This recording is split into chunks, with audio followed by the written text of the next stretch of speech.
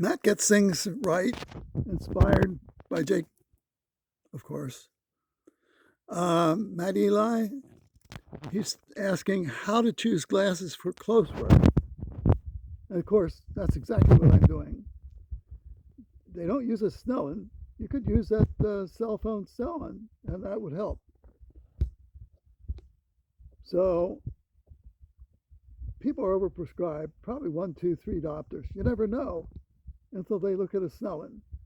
Matt is a success, but he will not use a plus for near when he's at 2050. That's tragic because he could do so much more. So here's Matt. Eyesight. This is a follow-up to the video I made last week about how to measure your eyesight. Preliminary comments, I've been meaning to have the disclaimer in here to say, I'm not an optometrist, I'm not an ophthalmologist, I'm not a doctor, this is not advice. I'm just a guy sharing some information. Make your own decisions at your own risk. It comes at a good time because in the follow-up to discussing how you measure your own eyesight, there's a big contrast between what you can learn about your own visual acuity by measuring and what a good ophthalmologist can measure in an office. They can test for medical issues that you cannot find measuring your own eyesight. Individuals can learn much more about their own visual acuity through self-measurement than they can ever get from a 5 to 15-minute session in an office. We can make daily measurements and really understand how our visual acuity works, how clearly we see based on a myriad of factors. Again, this is not advice, just sharing information. If you did that, you measured your eyesight, you have some data, you've probably seen that it's not the same every single time. Depends on a number of different factors. What's the quality of the lighting? How much close-up work have you done that day? What kind of food have you been eating or not eating? Once you have this kind of trend line and you understand your centimeters, you now are prepared to approach your first, what we call in the myopia concepts, differential glasses.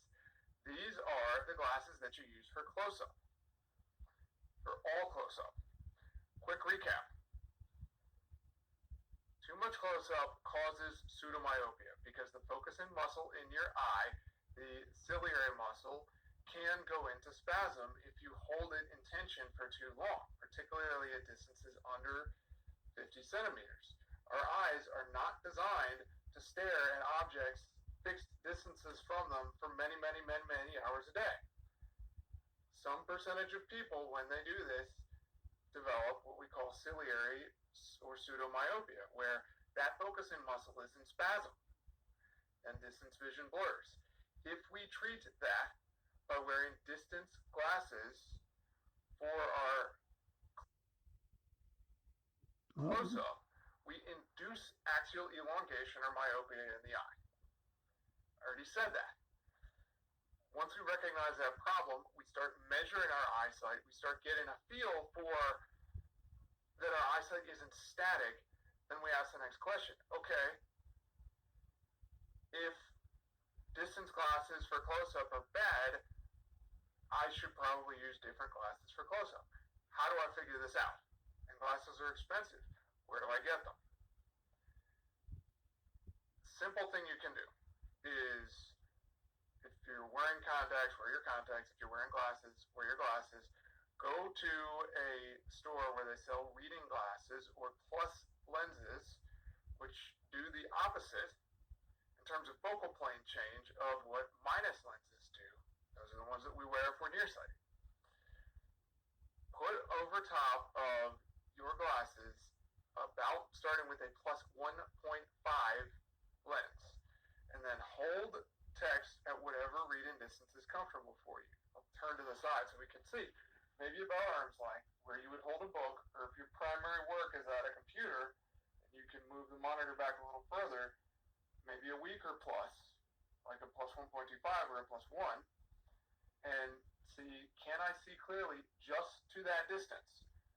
In the last video, I was explaining how you measure distance to blur. Start very close, start scooting back until it gets a little blurry. We want the blur point with these reading glasses over top of our regular glasses to be. Let me say a couple things. The person must have 20/60 to start prevention. That is passing the DMV. And then the plus makes sense. Then no minus lens makes sense because you pass the DMV, which is why I use that Cellphone Snellen. I don't play games with people. I just tell them the truth. The biggest truth was Rafelson, who showed pictures of kids reading it variously 5 inches and 4 inches. That's minus 10 diopters. Yet no optometrist will even talk about it. It's the parents who control what the kid is doing, no one else. And a kid reading at 4 inches, he's guaranteed to become seriously myopic. Yet optometrists say, that's not my job. I can't control the kid. Actually, the parents have to control the kid. When you get down to 20/50 or 20/60, then you can do prevention with no glasses. Because recovery is so damn slow, I don't ask a person to do anything unless he's at 20/60. And I've been wearing glasses plus now for 18 years for that exact reason. I also use spherical lenses. It's straightforward. I've many videos on how to use a plus lens for reading, but it's long term.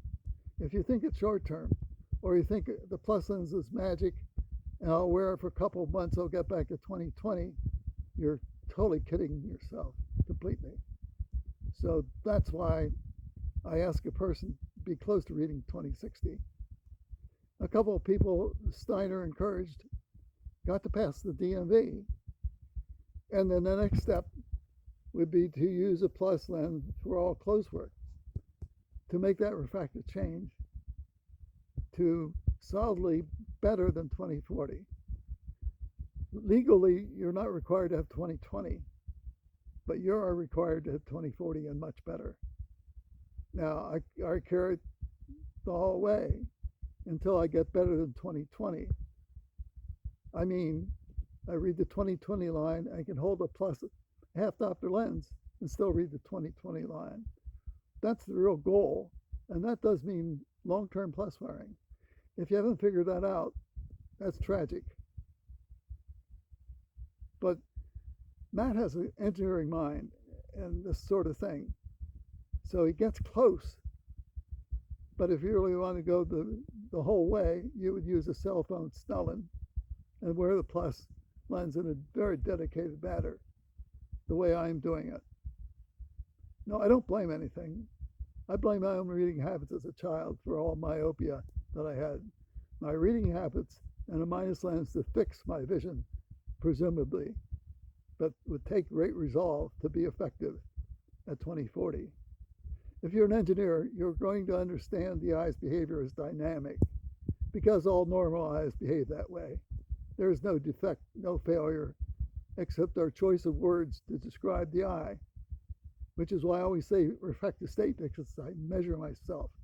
I don't let third parties measure my eyes, unless it's a medical problem, and in which case, definitely. But to maintain my 20/20, I wear a plus for all close work.